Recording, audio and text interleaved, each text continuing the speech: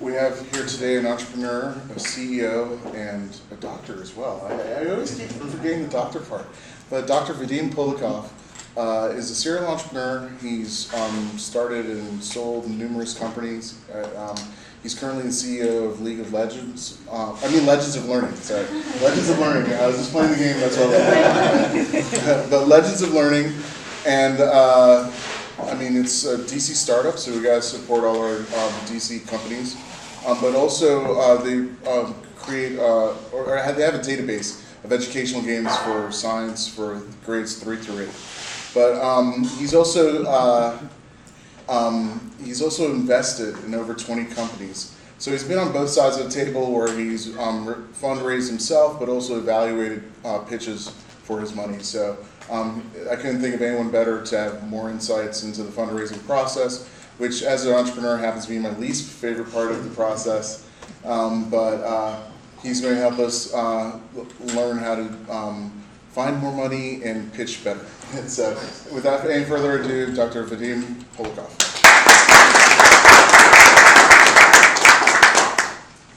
Thanks, James. I think you're the only one who calls me doctor, but I appreciate it.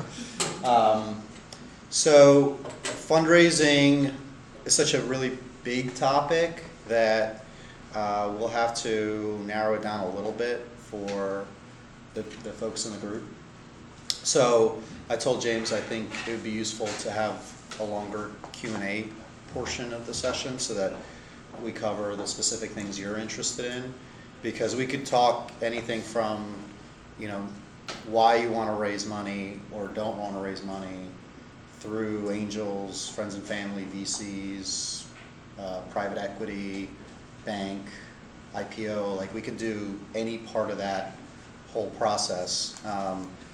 But I don't think it's all that useful if you're not ready to IPO to talk about IPOs.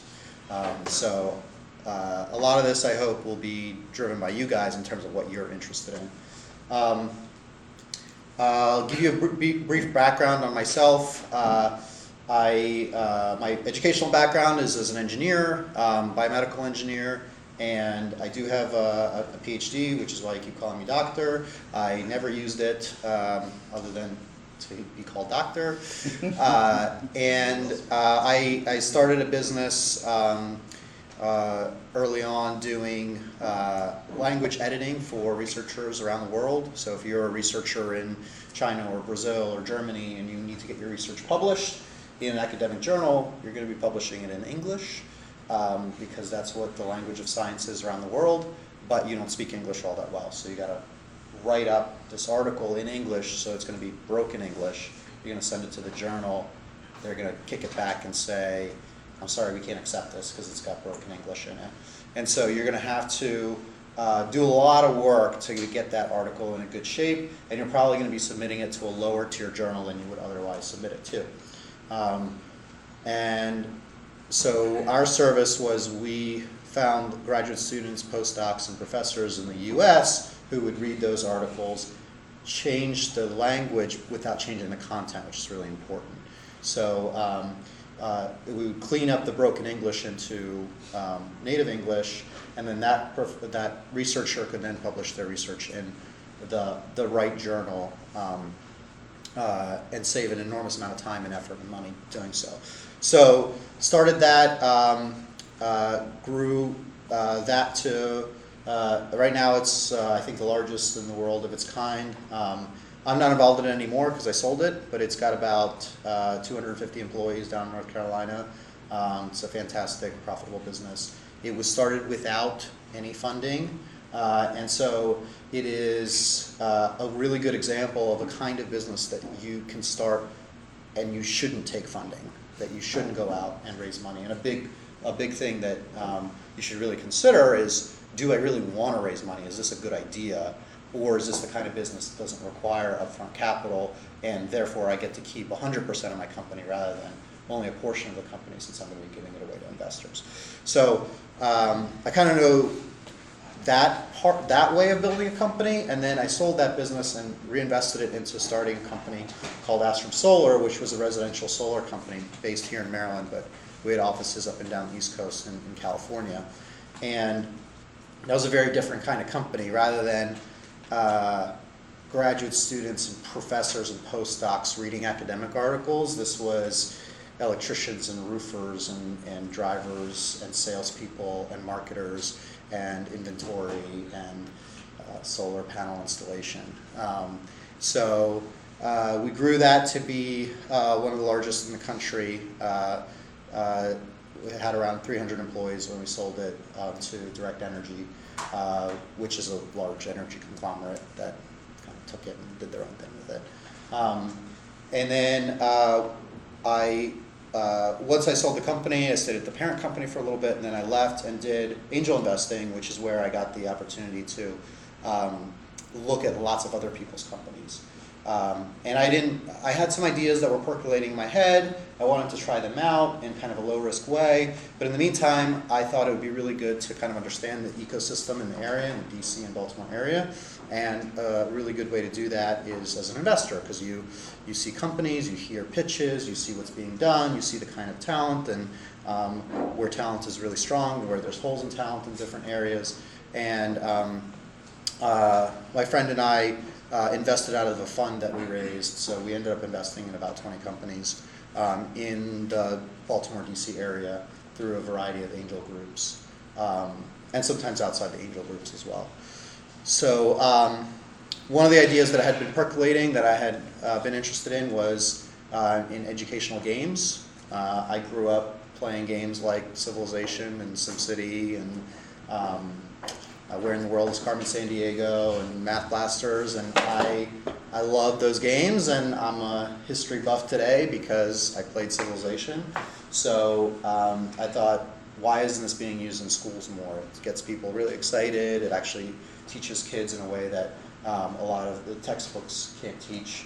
So I decided to start an educational games company, which is basically a platform of educational games. So a teacher can log into this platform and find games on any topic that she's teaching. We started with grades, middle school grades 6 through 8 in science, and we've expanded it to grades 3 through 5 science as well. So we cover grades 3 through 8 science, and there's over 1,000 games on the platform built by over 350 different game developers. So if you're a teacher and you're teaching ecosystems today, you can log in, navigate to ecosystems, and there's going to be 10 games built by 10 different game development studios, all teaching ecosystems in their own unique way.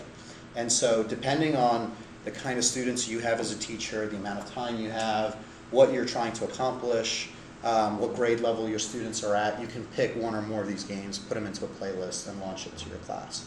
And it's a marketplace, so it provides feedback to the game developers. So teachers leave reviews and students leave reviews, and the best games rise to the top and get paid more, and the worst games drop down to the bottom and get removed.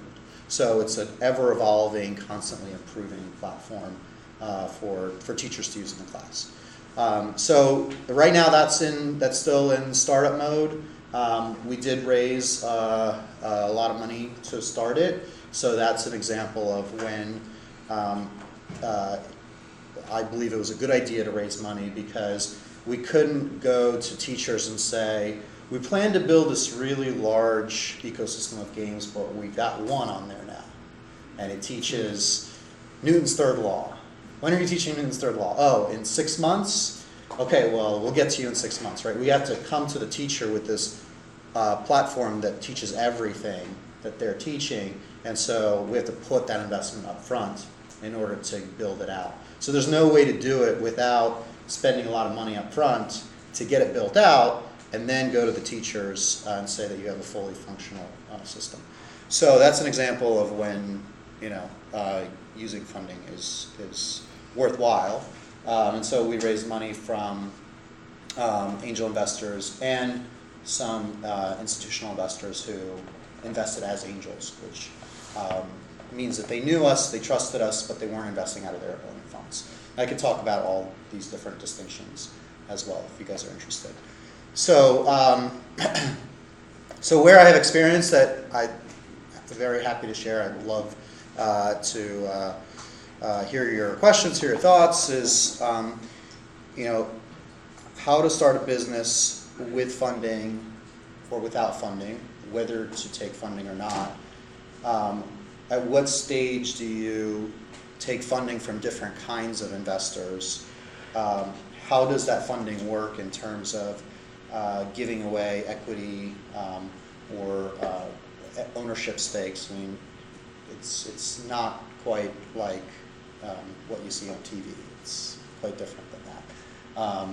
And then all the way through the process of different series investments and VCs and private equity and ultimately to the exits. So that's kind of where I can cover.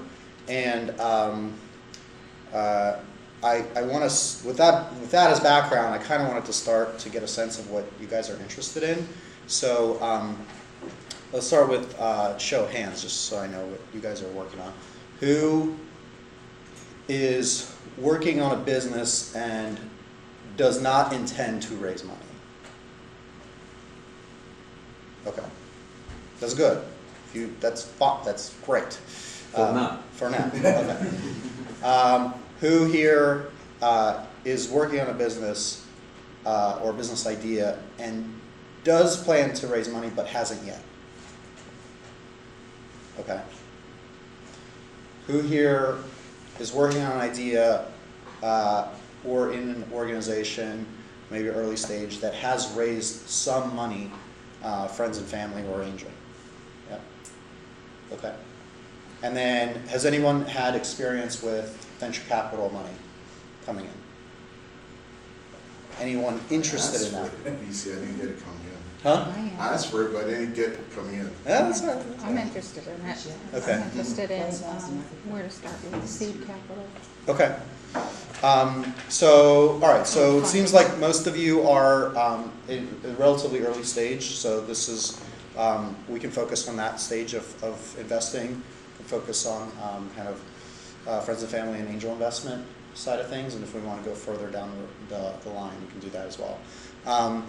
Real quick, also, can you guys just go around the room and talk about what you wanted, why you came here, what you wanted to get out of this? If there was one thing you wanted to walk out of the room knowing as a result of this session, what would it be? So I know what to focus on.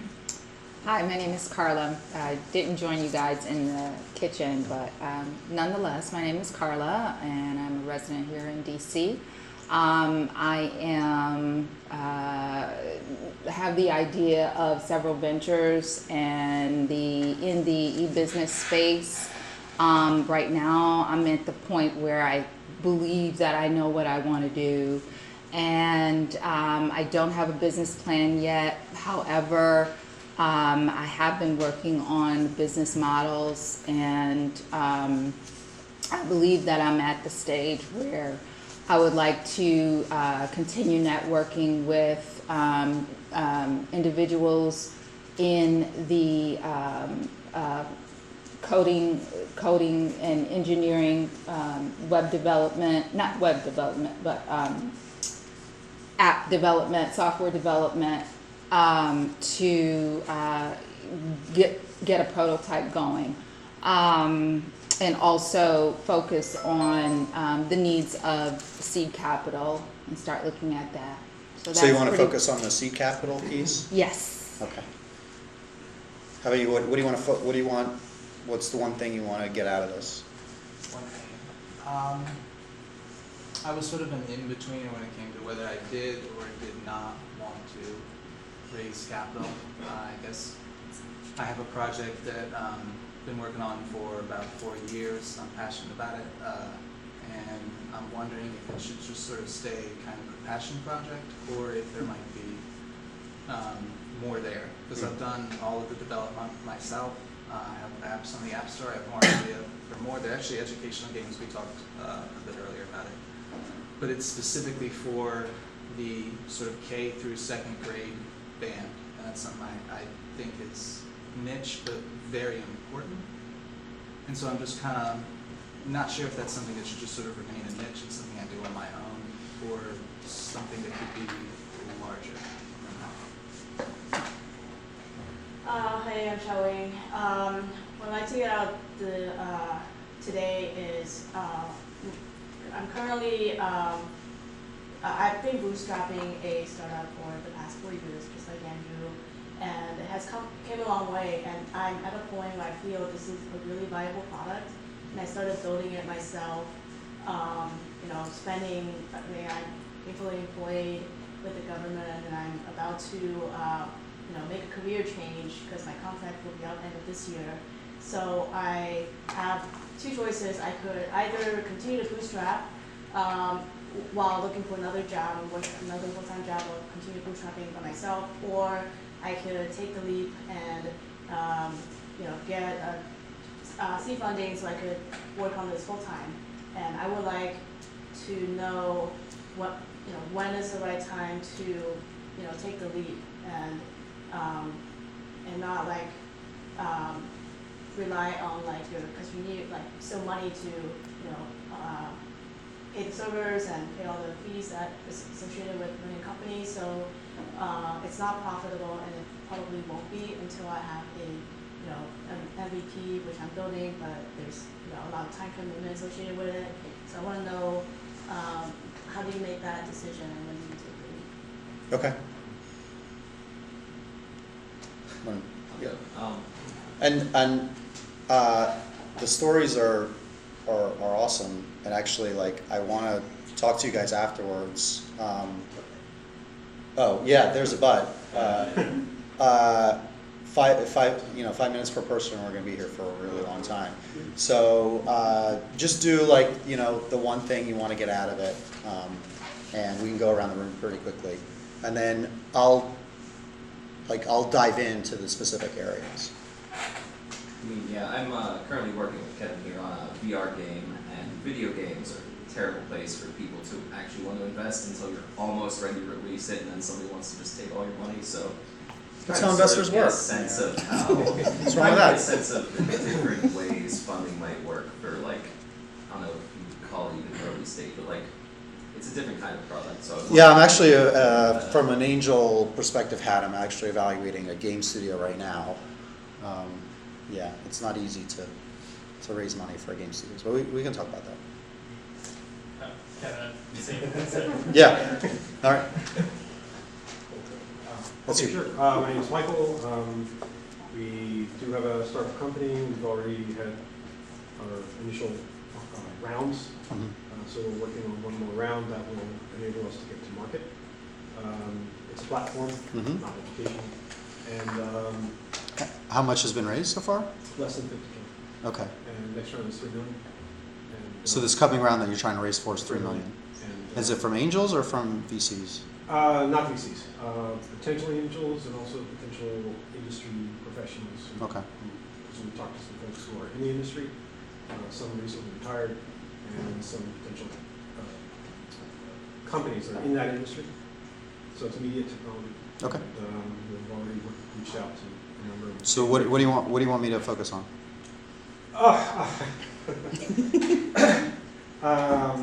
I've come this close to killing a couple of VCs and a couple of investment bankers. Yeah. And what I've learned is that many of the VCs and investment bankers, and people who call themselves that, don't know what they're doing.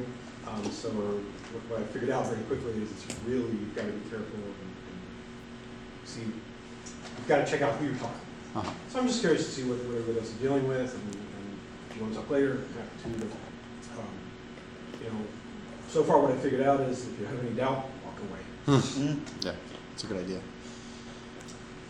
My name is Evan. I have a couple particular questions about when you sell, you said your companies. Mhm. Did you approach somebody or they approached you after a certain Mhm. level? I've started a couple of companies that are all private, nobody else is involved. Mhm. This way I'm trying to decide, because it's a time management, it's going for me if I should focus something for sale or just continue what I have. Mhm. That's about it. I don't want to keep. Okay. Hi, Tamara. Thank you so much. This is my first meetup, so I didn't. Mine too. Oh, cool. So,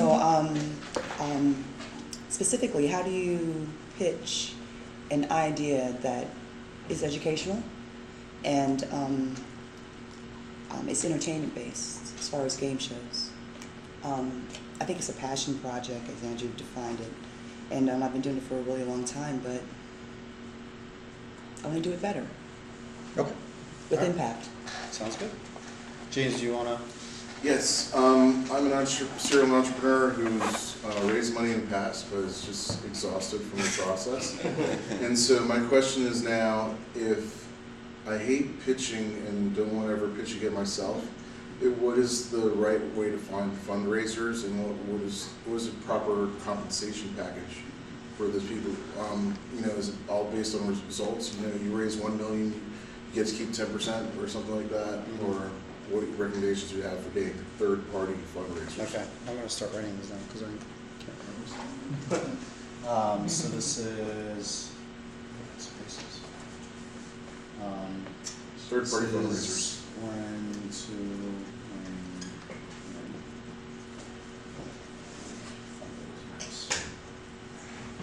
3. Okay. My It's main only for me. question for you is kind of piggybacking off your experience and background. What value drivers do you notice change in the business suites that you evaluate? As they change and you see the framework move, how does that influence whether or not you're going to invest in that company or not?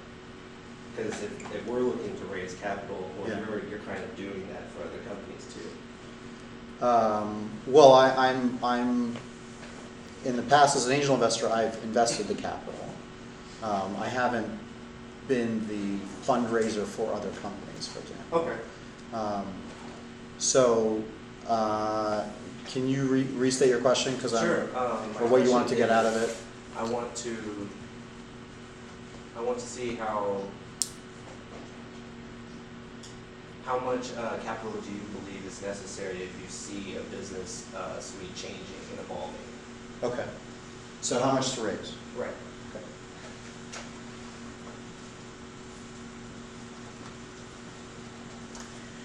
Okay. Hi, I'm Jonathan. I'm an aspiring entrepreneur. And mostly I'm looking at just seeing what I can learn generally. I guess if there's a blind spot for me, it would be the social piece of how do I pick out business partners or co-founders, that sort of thing.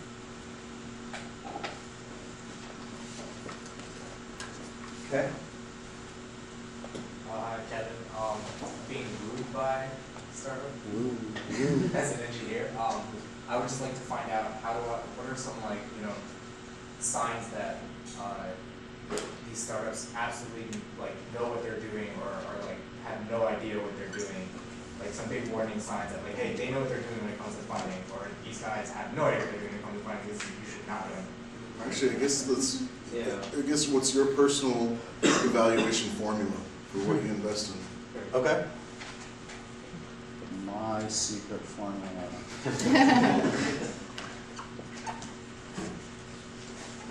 Go for it. Hey, my name is Kyle. So I kind of wanted to know what your secret formula is, specifically for product-based companies, like how you would evaluate that.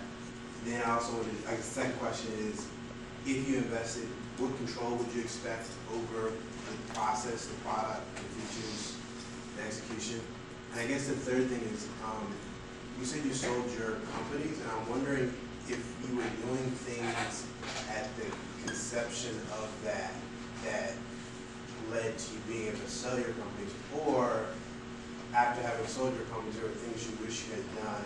So, what did we do up front that set us up well for the future? Yeah, is that even something you're supposed to be thinking about as you're building a company? Okay, so what to do early on to sell later. Okay. Hey, I'm Nathan. I've done some independent game development in the past, kind of similar to the whole thing is I'm curious if funding is viable with that industry because you really do need a solid prototype, and that's hard to build without runway. So I'm wondering, again, if this kind of funding is compatible with that sort of business. Hi, my name is Samir. So I mentioned based in this workspace of people have questions about that. I can answer my experience here. But for me, I work in the financial industry, in the area of the industry where I think there's technology is adding a lot of change. And I'm trying to, I don't want to say pivot, but try to take advantage of a lot of that change, which may imply or may make me kind of straddle between the financial and the technology world. I'm trying to figure out how to bridge that, and whether it's, approaching it more like a technology business and raising funding for it, because I think that's potentially a more viable channel than, So is your question around how to position your company during the pitch as an IT company, or as a finance company, or as a product company? Yes. Did I understand that correctly?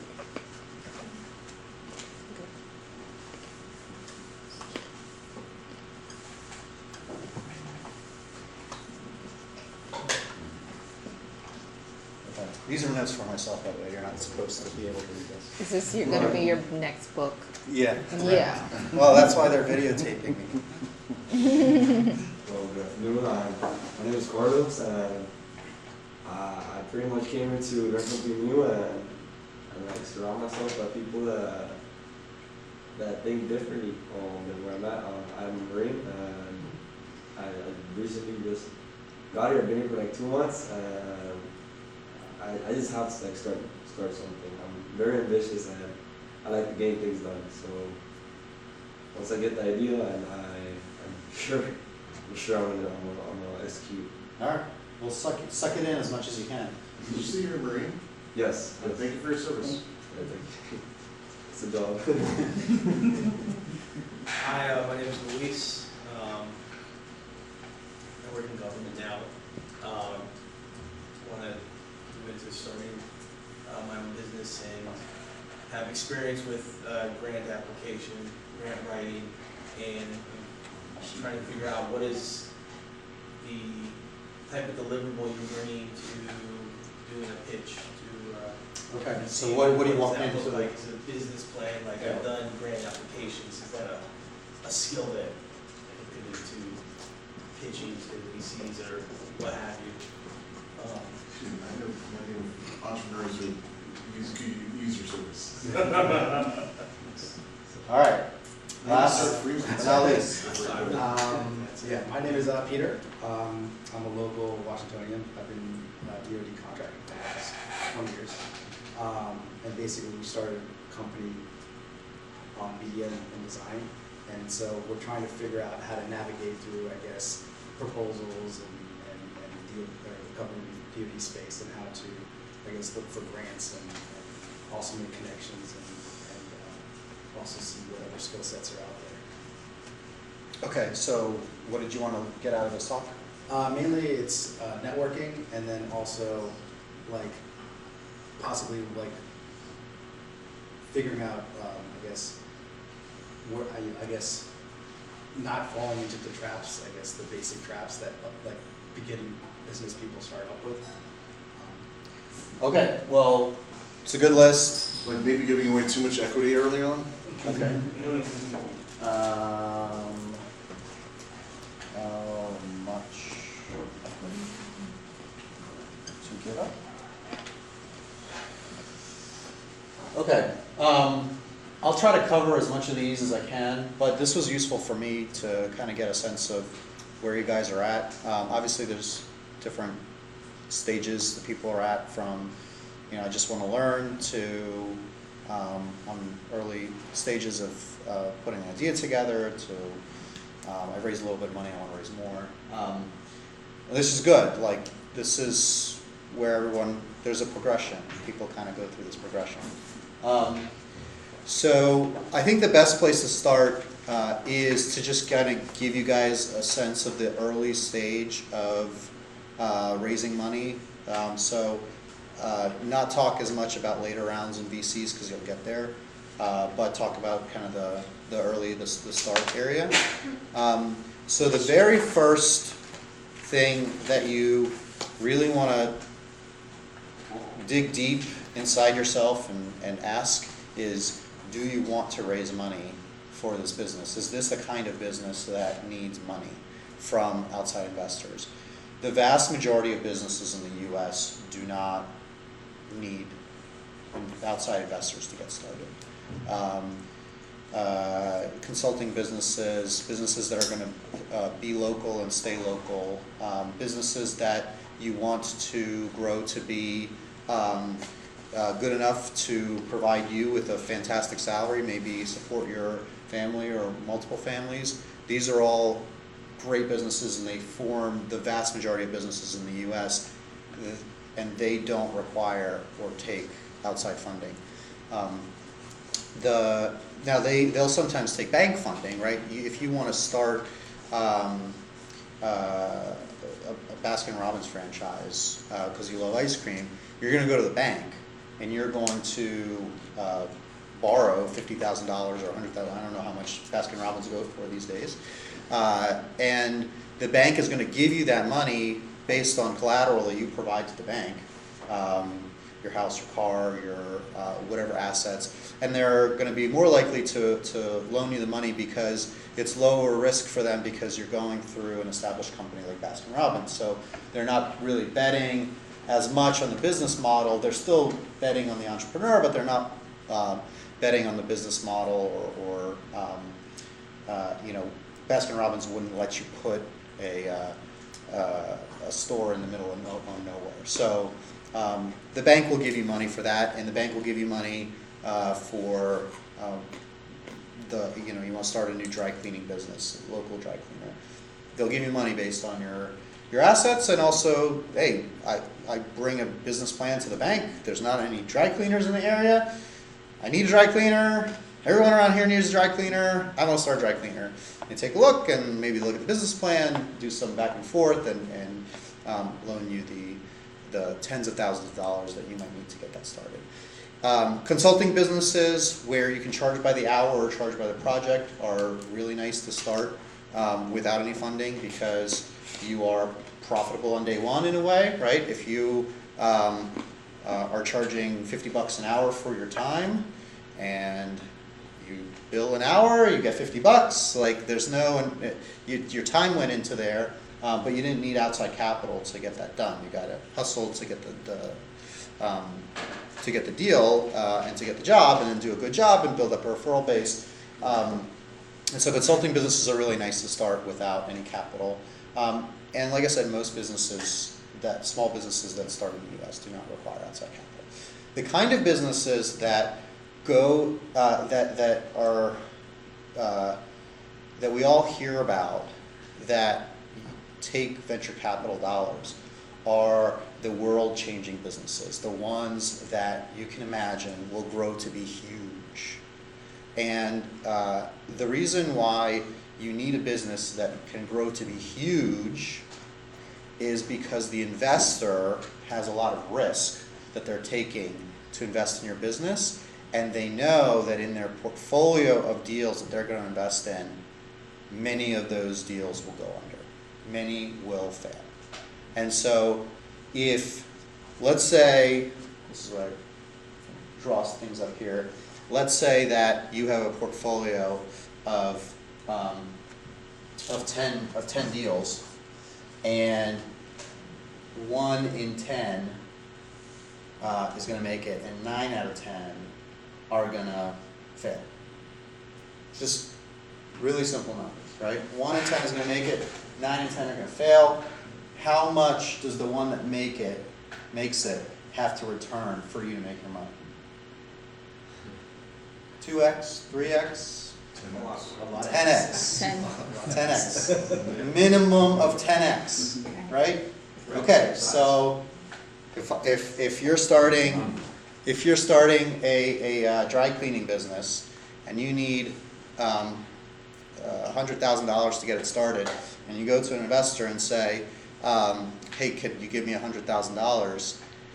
The investor's thinking, how am I going to get $1 million out of this business in any reasonable time frame, right? Because 10x in 50 years isn't so good either, right? It's got to be 10x in the next 7 years in order for this to make sense, right? So not only do you need a business that can be huge, but it's got to be huge quickly, or else it's too much risk for them to invest in your business, Because they're going to invest in 10 businesses, they're not going to know which one is going to make it, right? If they knew, then they'd only invest in one.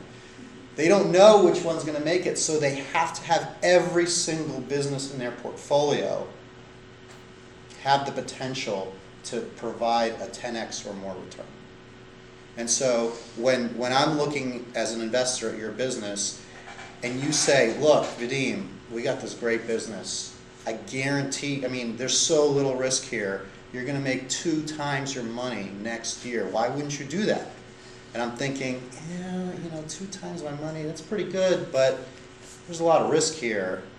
And to put that into my portfolio, like, I'm just not going to get a reasonable return out of this.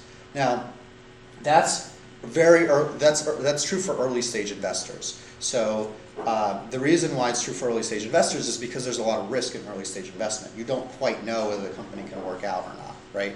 The later you go in the investment process, so Uber's on their series Gazillion now, like they've raised so much money at this point. The next investor is not looking for a 10x return because there's a lot less risk in Uber now than there was in the very first.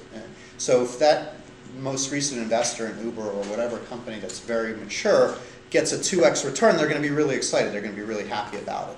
But the early stage investor, the one that is investing before you have a real company that's up and running, that's doing well, they need really big returns in order for it to make sense for them to invest in your company. Now that's venture investing. There are other kinds of investors. So friends and family. That's usually the first money that people start with. All right? And perhaps your friends and family will loan you or give you for a percentage stake the $50,000 that you need in order to start the Baskin-Robbins or the dry cleaner or the consulting business that you're going to get there. You've got contracts, but like you need $50,000 to make it the 3 months until you get paid, right? Like those are usually friends and family money or the bank. But if you're planning on building a business that you are going to get on this, what I call like the VC treadmill, where you're going to get angel money, and then Series A money, and then Series B, and then Series C. Like that business has got to be like this huge world-beating business that's going to make an enormous amount of money. So that's why when you go into the pitch, I've seen a few entrepreneurs make the mistake of saying, we'll be profitable next year. Do they want to hear that? No. Why not? Because there's no evidence. No, that's not why. They want profit now.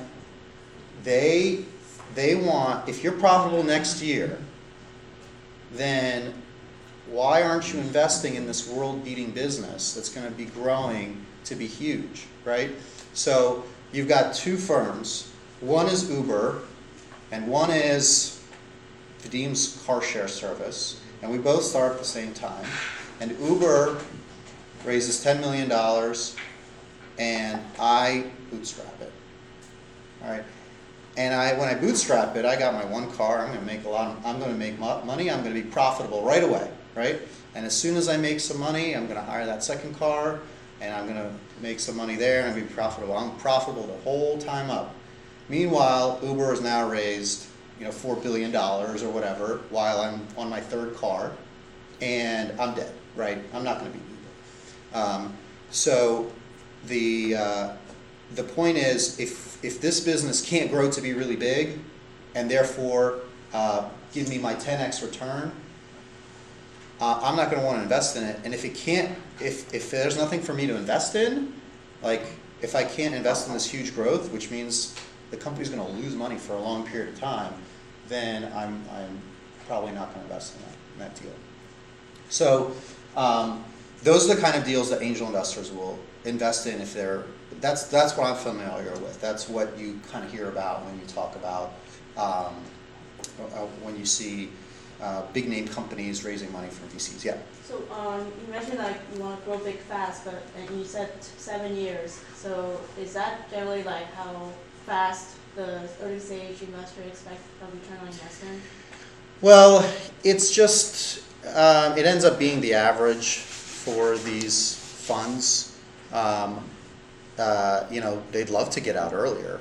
They'd love to get their money out in 2, 3, 4, 5 years.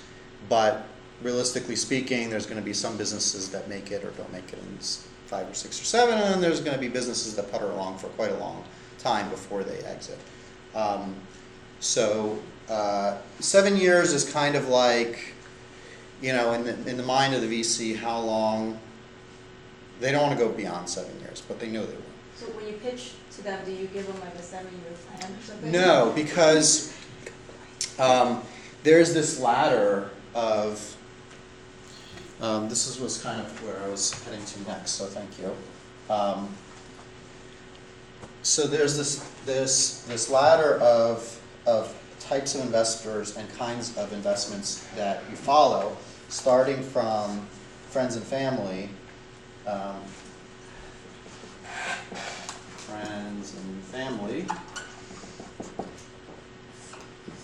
to angels, to early VCs, which is like Series A, to later stage VCs. And then you kind of, there's a few different things that can go here, but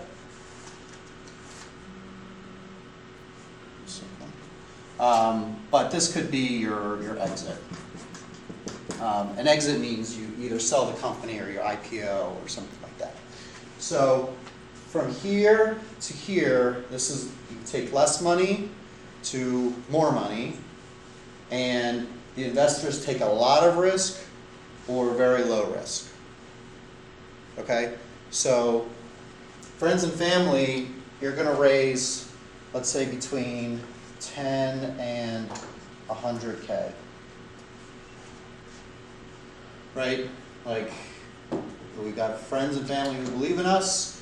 They're going to give us some money. They're going to give us enough to perhaps get to the next stage. So angels will give you kind of 100K to around 2 million. And 100K is low and 2 million is high, but it's the range. Early stage VCs, your Series A is going to be kind of in the 2 million to, let's call it 10 million range. And then, you guys see this, by the way? Yeah. What kind of revenue do you need to be showing at Eagles? Yeah, I can talk about that, but it's very different company to company. But yeah, let me kind of get to that in a second. Later stage VCs are 10 million to like, let's just call it 100 million, although they're much bigger rounds now. And then the exit could be to a variety. You could be IPO, you could sell to private equity, you could sell to strategics. They're going to buy your company. So the risk here, your friends and family are taking an enormous amount of risk on you, right? But they love you, and so they kind of don't care, right? Like you say, hey Dad, can I have $50,000 to start my world-beating business? And your dad's like, all right, just make sure you pay me back. And in the back of his mind, he's thinking he's never going to pay me back. And you're thinking, I'm definitely going to pay him back. But if I don't, he'll still love me. So they're taking an enormous amount of risk here, and they're not really in it for the economic returns, right? Angels are a tricky and interesting group. They take a lot less risk than your friends and family because you're going to walk into the room to an angel, which I'm going to talk about a lot more, with a lot more evidence that your business is going to work. But they are not professional investors like the later stage people. So they want to make money, they do, but they also have other reasons for investing. Most angel investors that I know are investing because they've made plenty of money in their career or as entrepreneurs, and they want to give back to the community. They want to share their expertise. They want to invest in entrepreneurs. They want to invest in they're a local community, and they want to make money, but if they don't make money, they're wealthy enough as it is. They're not going to lose their shirts, and they're not beholden to anyone other than themselves. They're going to write their own checks, right? So think of angels as having good intentions. Like they really want to help you out. Now, they may very well say no to you, right? But they're not trying to squeeze every little dollar out of the deal.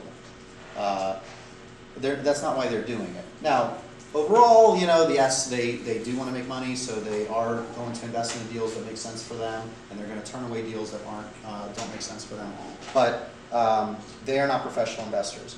VCs are professional investors, which means that they don't have a choice about investing for good, for like charitable reasons, right? They work for a fund. The fund has investors. The investors in that fund are looking for returns, and the VCs are trying to make the very best deal possible for the VC, which sometimes is a very good deal for the entrepreneur. Sometimes it's not a good deal for the entrepreneur, but the VCs are trying to maximize profit, right? Just like any other business. And if they don't, then they will get fired, and actually probably they'll go to jail for not performing their fiduciary duty. So think about these funds that VCs have. They your investment, your mutual fund will invest in not your mutual fund, but like wherever you went to school, their endowment is probably invested in these VC funds, and so they're saying, oh, I need you to maximize my endowment or your pension fund. So, but early stage VCs, they're looking for a lot more traction than what angels are looking for. But they're looking, once they invest, they know that there's going to be later rounds after them. So they focus on a particular area, and then later stage VC focus on different areas, and so they have different types of returns. The area that I think is most useful to focus on for us here today, because that's what most people are at, is this area right here. Because you're not going to get to the early stage VC without providing traction or showing traction that you're going to need money for if you're building one of these world-beating businesses that require funding. Does everybody kind of understand the high risk, low risk, lots of little money, lots of money? And you gotta walk in each of these doors with progressively more and more evidence that your business is going to work. And each step gets you to the next step. All right? So, so friends and family is different for every single person, but basically the point of friends and family money is to give you the starting capital to get your MVP, to get your to prove something out, to show traction, so that you can walk into an angel meeting and show them that my product is present and I have some customers that are buying it. I have a team in place that is working full-time on it, or I'm working full-time on it, and my two friends are working half-time, and they're ready to come over as soon as I raise this money. So you want to show that you have the team and the product market fit in place, and your product itself. Yeah. So you think primarily this is for product-based businesses, not service? So service businesses tend to not raise money because remember how I said that the business has to grow really big, really fast? So service businesses have trouble growing really big, really fast because they require people. And so there are examples of service businesses that raise venture capital, and there are venture capital funds that are focused primarily on service businesses, but VCs tend to like product-based companies because, they once Microsoft's builds windows, Can scale it. yeah, you could just press copy, right? And just keep selling more units of that. What's the best way to show your friends your concept, proof concepts? Right, so you mean the friends and family stage? Yeah. So, I mean, I think there's a lot of stuff that you can do before you even have a product in place. You can get designs done, you can do customer testimonials or potential customer testimonials. You can do the legwork to create the business plan, to figure out, okay, like, who's my target customer, what can I do? So you don't, let's say your business is a product on the web, and it's going to require a lot of engineers to code it, and there's this magical engine in the back that matches this kind of person with that kind of person, and that's your product. Well, you can come to your friend with a design that you can get on 99 Designs for $100 that that looks like it's going to work, or that looks like it's going to be, and you can say, like, I haven't built the magical algorithm, but when I do, and I've talked to engineers and they know how to build it, and it's going to take me 3 engineers of 6 months' time to build this magical algorithm, but it's going to be great. And here are the 10 people that I talked to who are my potential customers on this, and here's their testimonials, right? You could take videos, you could write it down, and so you're almost doing kind of like a mini pitch without the thing there, right? And what you're trying to get to is the money to go out and build the very, very first part of it. So somebody mentioned MVP. I assume you guys have heard of this concept of minimum viable product. The very, very minimum thing you can build in order to prove to somebody that it works.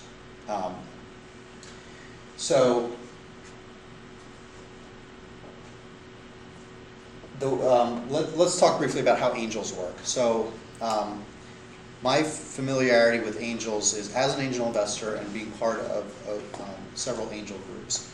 So angels are people with money who want to invest in startups, who get pitched by businesses who want to raise money, and often they'll come together in angel groups to kind of help each other evaluate the businesses.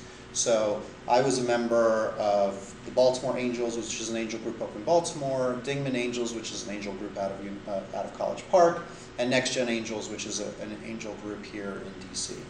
And the way these groups work, and I think it's really useful to just hear the mechanics, is let's say a group of, the angel group might have like 200 members, and they meet once every month. And each month of the 200 members, 20 show up, okay, or 30. It depends on what it's like. They get together, very similar kind of style like this. It's some sort of office space or hotel room or hotel area. Oftentimes it's the same space over and over again, and there'll be snacks, wine and beer. There'll be networking, and then at some point they all sit down, very similar to the way you guys are sitting, and there will be pitches by companies, and it's usually 2 to 4 companies pitch in an evening, and the pitch is a 20-minute PowerPoint. Different angel groups work differently. It could be a 15-minute or 25-minute, whatever. It's about a 20-minute PowerPoint, and there's a screen, there's a projector, there's a PowerPoint that you load up beforehand. You get up there, you go through your slides, you wave your hands around, and you're trying to convince them that your business is a good business for them to invest in. And then there's a bit of a Q&A session after that, maybe 10-15 minutes of Q&A. And then they say, okay, thank you very much, please leave. And you kind of walk off stage, and that's all you hear, right? Now, after the entrepreneur walks off stage, then there's a discussion among the angel investors about, what did you think? Does anybody have expertise in the group? Usually somebody has brought that company into the group, so they've met that company out in the world in networking, and they think it's a good one for the group to see. They brought them into the group, and usually a person who brings them into the group is saying, they stand up and say, I met these guys over in this meetup group. I was really impressed with what they're doing. I really like the product, and I like the team. I'm not sure I am going to invest in this company because they're in an area that I typically don't invest in, but I thought they were really good for the group. And then it kind of like goes around, does anybody know anything about, so my company is in educational software, educational games. So does anybody know anything about educational games, right? And like the group kind of looks at each other, and somebody's like, well, I kind of know a little bit, and based on their slides, they're taking the right approach on the sales and marketing, but I think they've got the product side, they're under-investing in that. So I think that's a potential area of concern. And somebody else says, I think the team is missing a key component here, like where's their CTO in this slide deck, right? So there's this discussion, and at some point at the end, the discussion's over, and a clipboard goes around, so hey, put your name down if you're interested in learning more about this company and doing more what's called due diligence, figuring out, is this company good to invest in? And it goes around, and some deals are popular and lots of people put their name down, and some deals are like, nobody puts their name down, or 1 or 2 people put their name down. And the people who put their name down, they kind of get together on their own after the meeting and divvy up tasks for how to research this company. And the research really involves digging into the product, talking to potential customers, talking to the team at length, looking at their financials. So doing evaluation of the company in a fairly in-depth way, much less in-depth than a VC would do, but still more than just a pitch, right? So the pitch is just the first step in talking to the angel investors. In my experience, typical check sizes for this area are between $10,000 and $50,000. So let's say you are raising a very, probably the average amount that I see getting raised is let's say $500K. So you're raising $500,000 to go to the next step. So, and the average check size is $25K from an angel investors. How many angel investors do you need to invest in your round? 20. So you're not going to get the money from one person. You're going to have to convince 20 different people to invest in your company. And now you might get 5 from Baltimore Angels, and 2 from Dingman Angels, and 3 from your own network, and then, somehow you got to cobble the rest together. And you might find that, somebody's really excited about your idea and is going to write you a $100,000 check. And there's also government, quasi-government agencies that will give you money as well. I know TEDCO in Maryland. There's equivalents in DC and Virginia as well, where they'll match funds, or they'll provide the first 100K or something like that. So the point is, you're trying to talk to a lot of different angel investors, and before you even get into that room to pitch, to be one of the 2 to 4 companies that's pitching, there's usually you go through a pre-screening round, through where a subset of the angel investors, let's say 5, are sitting in a room at a separate time, 2 weeks beforehand, and it's rapid fire 5-minute pitches of 10 companies. And of the 10, they'll invite 2 to 4 to actually come in and pitch to the whole group. It's like a screening process before the full amount. So you gotta get through them, you gotta get into the screening round, you gotta get through the screening round, then you gotta do your pitch to the group, and then you gotta go through the diligence process to actually get a few of them to invest, maybe. All right, so no wonder you don't like fundraising. It's a grinding, terrible, long process that's going to take up an enormous amount of your time. But that's your role as the startup entrepreneur that's trying to raise money. Yeah. What are the percentages? What do you get back for Okay. as an investor?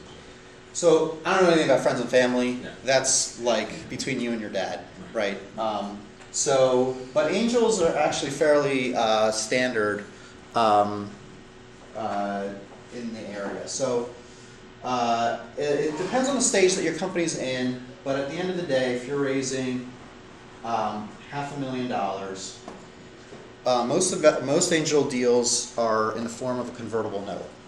You guys, anybody familiar with a convertible note structure? Okay. So basically, a convertible note says, your business is so early, I don't know how much to value it. I don't know whether this is a $1 million business or a $10 million business or a $20 million business. But I bet the person who's investing after me is going to know more. And the person investing after me is a VC, so they're professional, they got a whole team of people, they're going to spend a lot of time doing the diligence, and they're going to get the value much better than the valuation rate much better than I am.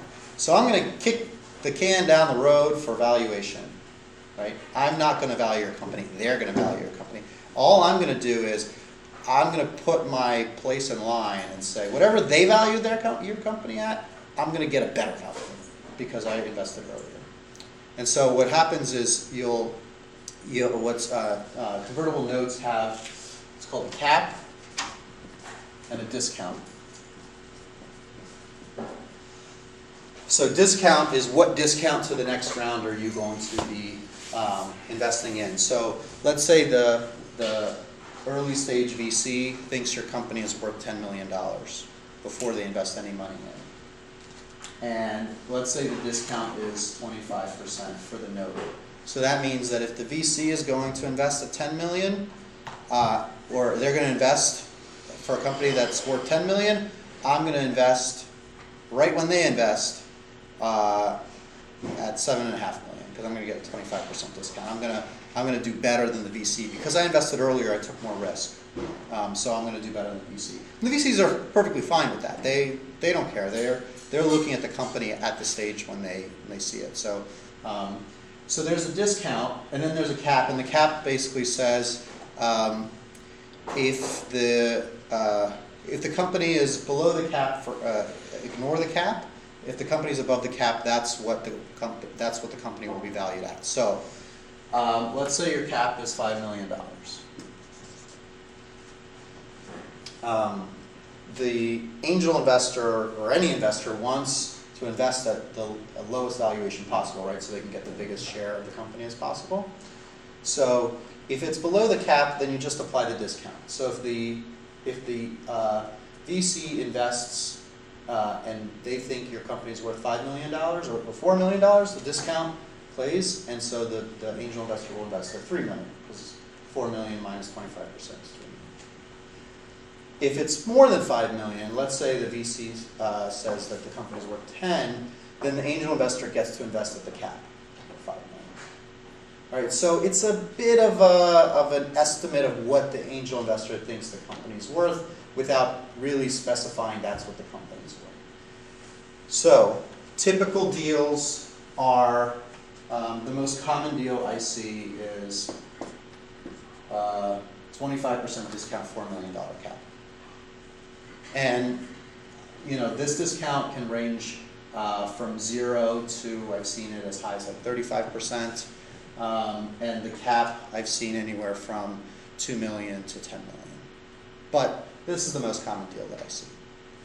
25% discount, $4 million cap. And this is a certain stage of company that's going to come to the angel group. So the type of company that can command a $4 million cap and a 25% discount is one that has its product, has its MVP, has some customers using it, and has a strong team in place. So for this example, you're talking about 500K investment from angels. So if it's the latest stage is a 4 million valuation, then they get 10% of the company or approximately. I don't know. Right. So if the let's just make it easy and make this a $5 million cap. So if the VC invests and they value the company at above $5 million, so you're investing at $5 million cap, and the angel invested $500,000, so the angels get 10% of the company, right? So the angels are looking to, the angel investing portion, the angel portion on the cap table is going to be somewhere on the order of 5 to 25, 30% of the company, depending on the terms of the deal. Now, that's not the individual angel investor. The individual angel investor wrote a check for $25,000. So they don't care that they only own a tiny portion of the company. They just care about how much did my investment appreciate, right? They want to see that their $25,000 turned into $250,000. They want their 10x return. So the stuff that, when people come to me and they're like, oh, it's like Shark Tank. Well, what percentage of the company are you taking? Like, I have no idea what percentage of the company I'm taking. If I write a check for $25,000, I just hope it goes by 10x and I get 250 later. Whether I'm owning 0.4% of the company or 0.04% of the company, it doesn't matter what percentage I own. It's just how much appreciation of that stock is what matters. So this is typical for what you see in an angel group. Yeah. Now, how does this shift if your business is not a for-profit, but it's a non-profit, and you have, let's say if it takes, your goal is to raise $100,000 and you have a charitable donation at $50,000, how do you put, does... Nonprofits do not participate in fundraising from VCs because VCs want for profit. Angels. Yeah. Angels, well, then you're not really talking to angel investors, you're talking to philanthropists, which is just a different group of people. It might be the same person, right, but on Monday they're an angel investor and on Tuesday they're a philanthropist, right? Mm-hmm. So on Monday they want a return on their money, they want a 10x return. On Tuesday they want to make sure that the mission is accomplished, whatever is the mission of the no return. Okay. Yeah, because angels always want a return, whether it be 1% to whatever. Yeah, they want a 10x return, okay. A 10x plus return, right? Yeah.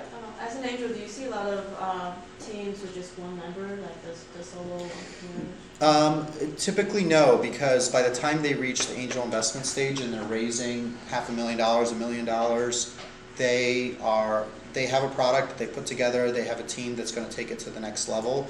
And what, there's actually a slide deck that most people follow in terms of order. Like, you can do anything you want for your slide deck, but most people have approximately the same 10 slides in their slide deck. It's like, what's the problem? What's our solution? What's the market? What's our team? Why the timing is right now? The financials and two other things, the competitions. And so it's like the same slides. Each time it's just a different company, a different thing. So the most important slide in your slide deck, well, wait, I was going to give you guys my secret formula. Okay. So it's not so secret because most angels have the same exact formula, but they look for three things, which is 1, team, 2, product market fit, which is just a fancy way of saying, is anybody buying your product? And 3, the market size, which is called market size. Okay, so this is in order of importance. This is the most important, this is the second most important, this is the third most important. That's my formula. Different VCs have this grouping in different order priority, but the reason why team is number 1 is because the investor knows that no matter what the business plan is, there are going to be curveballs, there's going to be issues that arise, and the team is either going to be able to overcome those challenges or they're not. is the team, the kind of team that's going to scale. And so you need to bring together a team that that can allow you to overcome those challenges, and the team is really, really important. And so if there's only one person on the team, then the entrepreneur, the angel investor basically takes a look at it and says, I don't know how this person is going to scale this business to be a world-leading business. I want to see who else they've recruited, who else is part of this effort, what are their roles and responsibilities. One person can't do the sales and the marketing and the product development and the fundraising and the operations. There's no one person who can do that all the way up. So they want to see how the team is structured and how people are thinking about it. So this is kind of a point of like confusion for me, because if you don't have the money, how do you assemble a team? Very good point. So this is a very, very common problem of you want me to show you traction, but how do I get the money to build the thing to show the traction? And this is a problem that entrepreneurs have, and there's like a million ways to try to creatively solve this problem. But at the end of the day, the companies that are pitching to us as angel investors, they have somehow solved this problem. Whether it's through friends and family, or whether it's through creative uses, creative ways of getting there without spending money. But they're showing up to us with this graph. This is the graph that I tell, if you can get this in your slide deck, then you have a chance. If you can't, then you got to get this graph. And it's basically time on the x-axis and like units on the y-axis. And units can be like revenue, units sold, number of eyeballs to my advertising site. Doesn't matter what it is. It's just like the amount of stuff that you're producing or selling or whatever. And time is obviously time, and you want it to look like this. All right? And this has to be historical, so not projection. This is what actually happened in the past. Now, notice there's no units on these timescales because you can make up the units. Not live, but meaning this can be 1, this can be 2, and this can be like 3, 4, right? As long as it shows that people are using it or getting more, and it's increasing at an increasing rate, then you've shown product market fit to some level. Now, obviously, the bigger these are, the better. Also, time can this can be years, although most of the time this could be months or days or something like that. With the target market fit in your presentation deck is, for example, myself, I'll just say, for lack of a better word, am I showing how the market does, or actually? This is how you. What are you selling? Okay. Oh, just cups. Just cups. say, for example. All right. I mean, so this is cups sold, and this hopefully is more than 1, 2, since we're selling cups. But how my cups, not the market. No. This is your cups. Oh, okay. I just wanted to differentiate. This is the minimal viable product that you created. Okay. Now, this could be like the ugliest cups that you've produced, and you know they're going to be beautiful in the future, but already people are lining up to buy your ugly cups, right? Or it's, my website is going to do all these things, but right now it only does this one thing, but people are still using it. And so that's what you've got to come in with in order to compete against the other companies that are coming in with this. How you get this is the creativity of the entrepreneur. Like, it's a challenge to get there without raising the money that you're coming to the angel investors for. So, if you don't have friends and family to help you with that, then you can find people that believe in your idea and collaboratively work together without actually getting paid to reach a level like that. That's enough. You want the money to assemble it. Oh, so you say they're. If you have another 2, 3, 4, 5 people that Yeah. they share that, okay, I'm gonna do this, you're gonna do this, you're gonna do this, and then as a team, you go to a top level, so you can reach that. So you're talking like a promissory team, like a group to say we believe in this, have not done a whole lot of work yet, but if we had this much money, this is what we would do. No, And I'm this is what we've saying done in you're the past. doing something, you have a couple of other friends. Right. If you don't have a friends and family, you give the money and assemble the team. Let's say I'm a software engineer, you're the marketing person, somebody else is the sales, and everybody works for free in essence for this company to make something like this and then grow. Everybody should have demonstrated some value to that particular company by that point. You might want to have. Yes. Yeah, and they've And they've proven done that it. they're committed to Right, it. right, Yeah, got it. they Well, had a actually, sale or something, One thing contract or something. One way I was able to build teams in the past was to promise a certain annual salary rate, and then retroactively pay them from the day they come on from the time when we raise money. There's a lot of creative solutions here. My first business, we weren't making, my business partner and I, we didn't make any money, right, for a long time. We were kind of moonlighting it, we had our regular day jobs and then our business, and then eventually it grew to the point where we could provide ourselves salaries, and we quit our existing jobs and jumped on that. The solar business, I talked to my friends and I said, hey, if you quit your jobs and take a much lower salary, then I'll give you equity in this new company that I've started. They wanted to work with me, they wanted to be part of a startup, and so they quit their high-paying jobs and started getting very little pay. But then once we raised more money, then our pay went up because we could kind of pay ourselves market rates. And as you raise money from later stage VCs, they don't want you to underpay yourself. They want you to pay yourself market salaries. Yeah. But the question is, let's say as an investor and someone raised a 500K, what if they were to say this 100K of the 500K is to retroactively pay? It's not. It doesn't everyone feel. on the team? It's not really. You don't really want that to be the message, because you want the 500K to be going toward growth, not to pay off old debts. And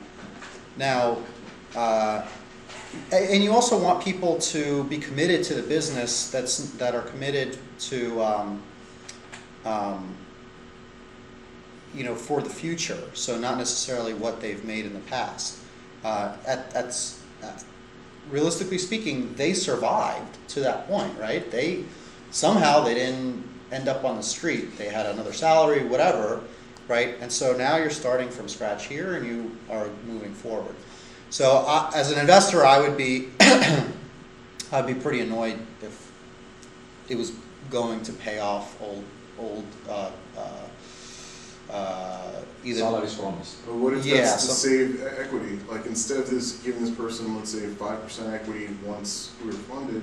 We'll save equity for whom? For the founder? Founder or company. Well, the angel doesn't care how the equity is divided up among the team, right? They just know they're going to own the 10% or whatever it is of the company eventually. So how you divide the equity among the founders, that's on you. That's up to you. But as an investor, I want all the money to be going into growth rather than to pay off promises in the past. And honestly, if the team isn't willing to work at below market rates to build something for the equity, I'm not probably willing to invest in that team. I want to see people put down, commitment that makes them a little uncomfortable. I don't want them to be so uncomfortable that they can't provide, that they're worried about how am I going to pay my rent or buy food. But I don't want them to be taking vacations to Tahiti either with the salary that they're working on, right? We want the investment to be as efficient as possible. So let me cover some of these really quickly. My secret formula. Control of the investor after the investment. Your dad probably is not going to provide much control during the friends and family. The angel investor is going to provide very little control. I mean, the investments that I've made, I get if the entrepreneur is good, they keep me in the loop. If the entrepreneur isn't so good, I have no idea what the company's doing. Honestly, like, of the investments, like, at some point, we're going to get a letter that says, we're out of business, or we sold the company.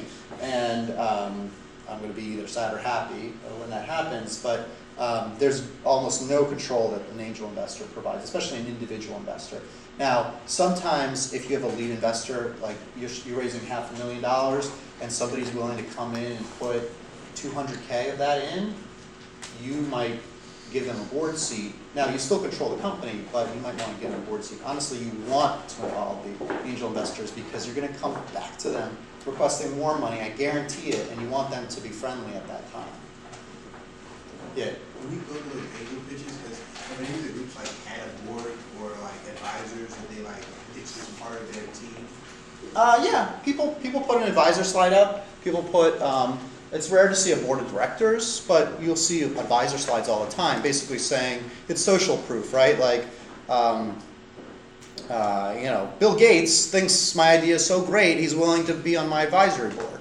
I'm like, oh, Bill Gates is good. Okay, I'll invest. So that's control of investor after investment. Early VCs take about 30% of the company, so they'll usually have a board seat but not a controlling share. Yeah.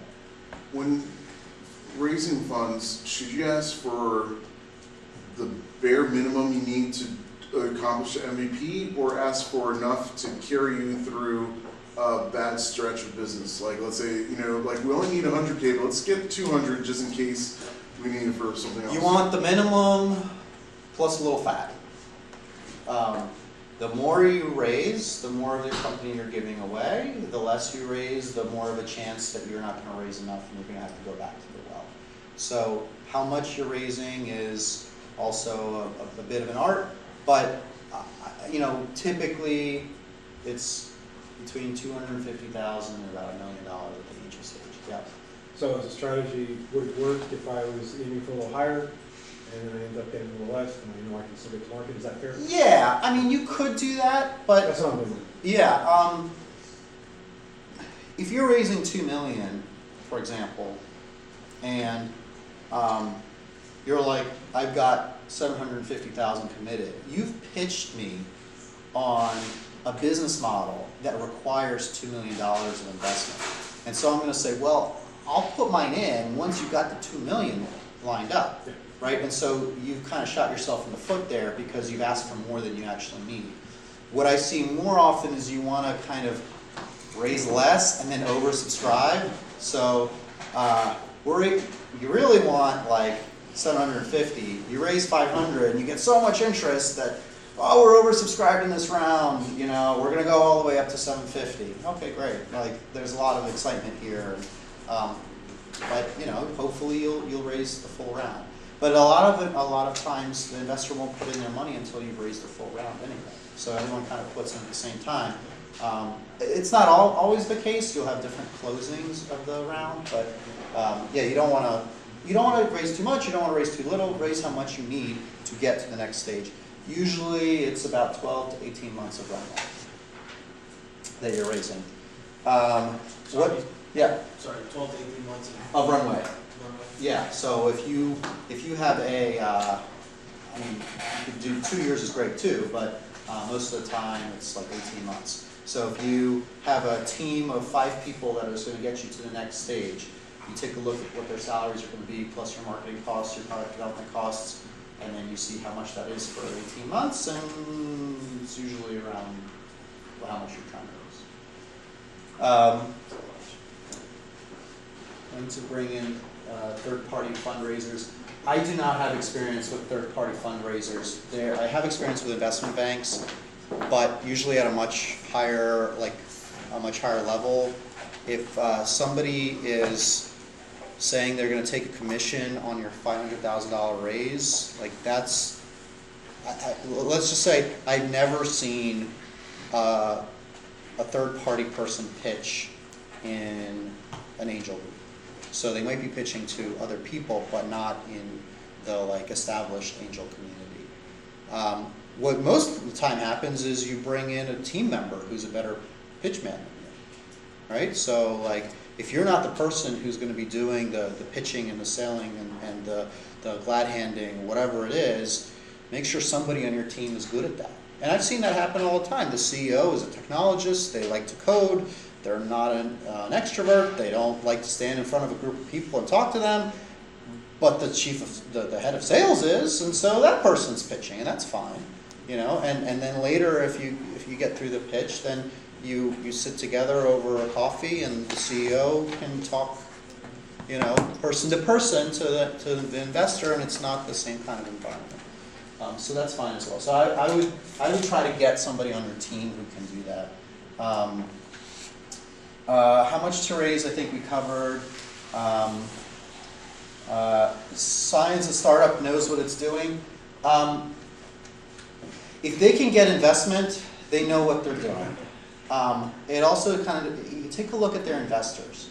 If their investors are serious people who have invested in other companies, then they've done the much more diligence than any employee is going to do, right? They've sat down with the team, they've interviewed customers, they've looked deep into the financials, they've looked at the business model, they've made calls to other people who are in that industry and say, hey, what do you think, right? And only then have they invested in the business. So if they've invested money, like you can be sure that the business is at least has a chance. Now, it's different if it's like a group of angel investors who are just individuals who haven't invested in other things, because they could be very good and could have spent a lot of time researching the business, or it could have been like the dad's uncle's friend who they grew up together, and wrote that check. So I wouldn't worry too much. Really, the decision is: do you want to work in a startup or do you want to work in a big organization? Are there any warning signs? What you can ask is how much runway is left, from the fundraise. You can see when the fundraise was done. Like I said, usually it's about 18 months of runway after the raise, so it could be 12 months. So if you're coming in 12 months after the raise, there's probably not a lot of runway left, right? Now that's not necessarily bad. You're on this treadmill. You are always fundraising to the next stage, and you're raising from angels so that you can come in with a really good pitch and a better graph like this to the early stage VC. You get the VC money, so you can have an even better graph like this at a later stage. So it's just like this treadmill to get higher and higher and higher, so to reach more milestones.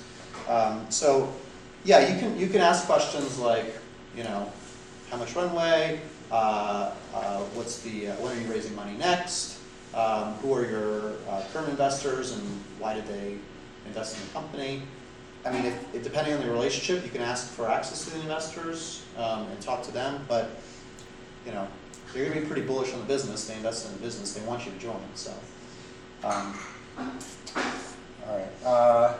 What to do early on to sell later? Honestly, just build a good company. There's nothing that you can kind of like manufacture up front for way down the line. There's a few things that are kind of like basic, like don't have a really complicated corporate structure, don't have a really complicated cap table, which basically means don't have like 10 investors who have one kind of deal and one investor who has a third kind of deal, and just like, because they'll ask you, show me your cap table, which basically means who is an investor in this business. And if your cap table is like 30 miles long, then they're going to be like, this deal might have a little hair on it. What are all these investors doing here? But I would just kind of like keep it simple, don't have a million LLCs that all kind of roll up to this other one that then is an S corp of that. Just keep it simple. Positioning of the company during the pitch. That is a really tricky one because you got to know your audience. When you walk into that meeting for angel investment, you should not walk in cold. Meaning, you should have talked to those angel investors offline before the meeting. Have coffees, have lunches, have phone calls. You want that when you leave the stage and people are like, all right, does anybody know anything about this company? You want 5 people there who are like, oh yeah, I talked to these guys, they were great. I actually had coffee with them, I really understand what they're doing. Because if you kind of come up there and pitch cold, people take the weirdest things out of the pitch. 5 different people can see the pitch and get 5 different things out of it. So you want to have people who are friendly in your camp when you show up. And positioning of the company during the pitch is really tough because are the people in the audience, are they enterprise software experts? Maybe talk up the enterprise software aspect of it. Are they really, take a look at the deals that this group has done in the past. Are they really focused on, a lot of ed tech? How have those ed tech investments done for them? Maybe they've invested a lot of money in ed tech and it's done really poorly for them. So maybe talk less about the ed tech a little bit. So know who's the group, but this is hard. Position how you think your company should be positioned. But when you say reach out to the angel investors before the pitch, so you mean just you cold call them? Can you just call them for 5 everyone's minutes? on LinkedIn. Send them a LinkedIn message. Say, hey, I'm going to be pitching at your next meeting. I noticed that you have entertainment expertise. I'd love to grab a coffee with you beforehand and run a question by you or get your thoughts on it. Happy to come and meet you anywhere that is convenient for you. And if that's not available, if you're busy, then perhaps we could schedule a 20-minute phone call or something like that. So, most people, if you're, again, these angel investors are in it because they want to help out. They want to make money, but they also want to be helpful. So you link in message 30 of them, and you get 3 responses back, right? And then you have coffee with 3 people. How would you, when you would go present to the investors, how would you go by assessing risk and presenting it? Assessing risk and presenting your idea to them? The risks. Especially. For them or for you? For them. Well, their risk, right, they're focused on these 3 things: team, product, market fit, and market size. This is their risks in this order. Their risk is your team is no good or won't make it, your product won't sell, and your market is too small for me to make my 10x return. So those are the risks that they're all kind of dealing with. And there's the team who's presenting, maybe a team slide. There's the graph to show them the product market fit, and then market size is pretty simple. Like if you're if you're building something that a lot of people will use and it's a pretty big market, like it's a medical device for cardiac arrhythmias, like lots of people have cardiac arrhythmias and lots of people need medical devices. If you're selling a case for expo markers, like that's not that big of a market.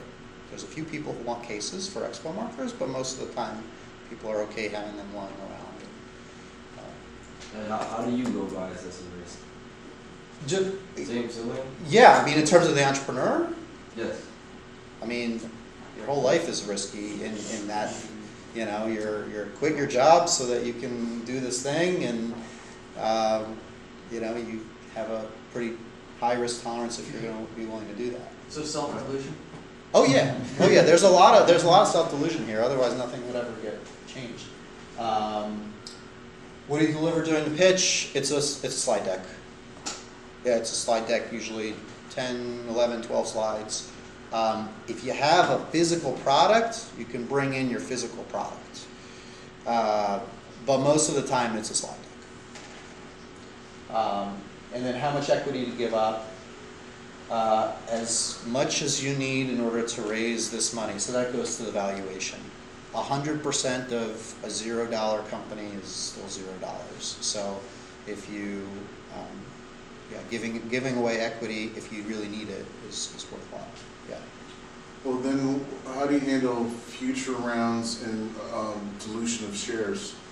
So this is a pretty standard, well-worn path on these steps of investor types. So your friends and family end up being common shares, but we don't know what the relationship between you and your brother is. He gave you the money.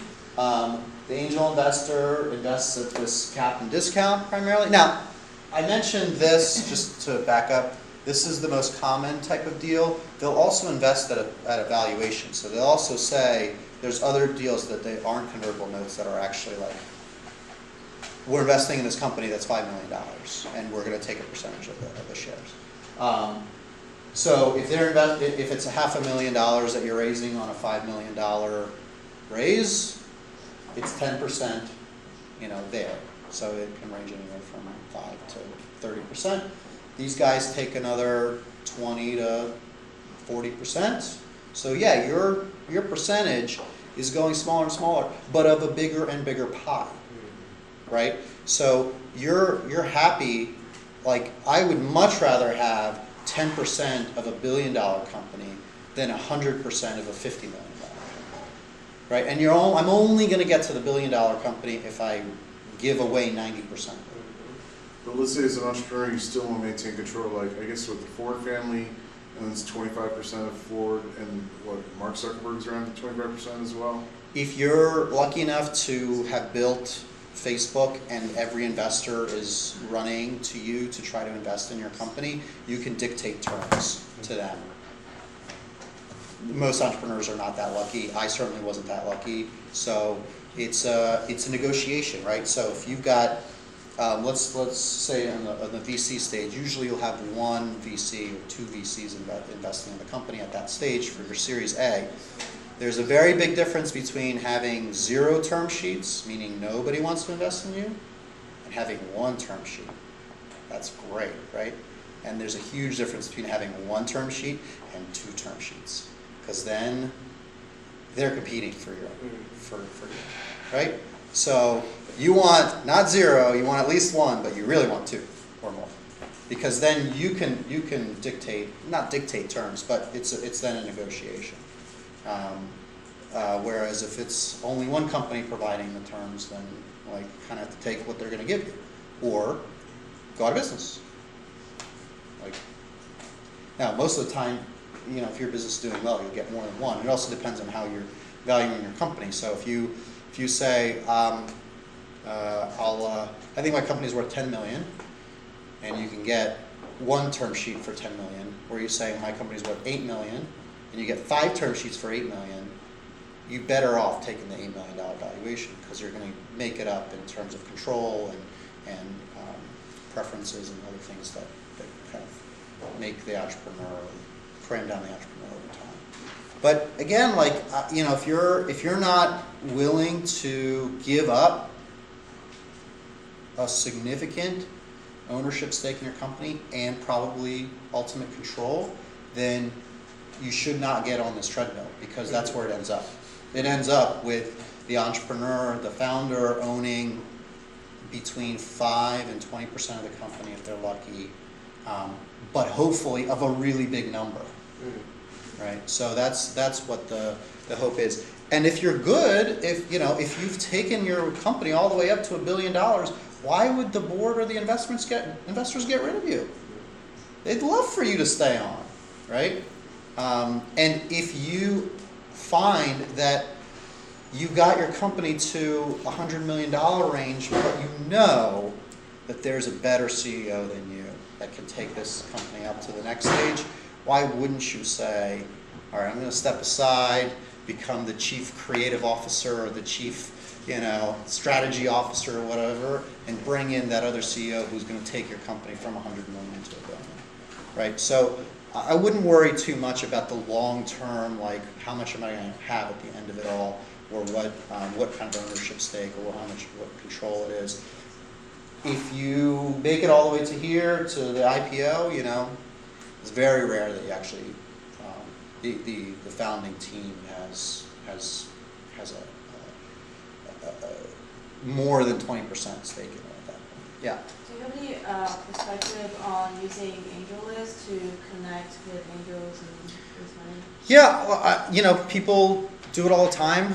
I think there's, you know, just like people used to go to bars to date, and now they go to Match.com or whatever. Like people used to go to angel groups, and now maybe more of them are going for AngelList. So it's another channel. But at the end of the day, like I'm going to invest in somebody that I know and have met and I have some sort of connection to. So if somebody randomly reaches out to me on AngelList, I'm not interested.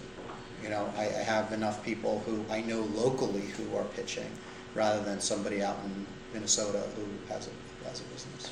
Okay, what do you do if like an angel reaches out to you, wanting to see like data? If they're serious, then I would do the pitch. But you got, I mean, I guess there are bad actors out there, and it's easy to hide behind, you know, a company like a no-name, to be anonymous on AngelList or something like that. But I mean, the advice that I give to most entrepreneurs is if you have an idea, shout it from the rooftops, tell everyone, because you're trying to get feedback from people as much as possible. You're going to find opportunities if you tell people your idea. That's different if you have like, if you truly think you have like something that that needs to be patentable, and if you release it, then your patent time clock starts, and so those are different. But most of the time, you want to tell as many people as possible who can provide feedback to you. We can stop whatever you guys want. Yeah, I was going to say, we probably have time for one more question. I didn't realize it's almost 8:30, and as much as I'm sure we would love to learn more from Vadim, I'm sure the car workplace people would love to get home themselves. And he also does have a family himself that, you know, you're gracious enough to take away from your quality time to share with us, and we really appreciate it. But I don't know if there's one more question you want to answer quickly, or should we wrap it up now and give everyone a chance to exchange business cards? Yeah. I was going to ask you a question about patents. How is that seen as like an angel thing if the idea is already patented or patented? I don't usually put too much stock in it, just because it's relatively easy to get around patents. I care about these things more. So, you know, patent's not on here. If it's biotech or medical device, then patent really makes a difference. But if it's something else, like, oh, that's nice, you know, you'll block, you know, 30% of the people who might try to go after you, and the other 70% will figure out a way around it. All right. All right. Well, thank you very much, Vadim. Okay. Thank you.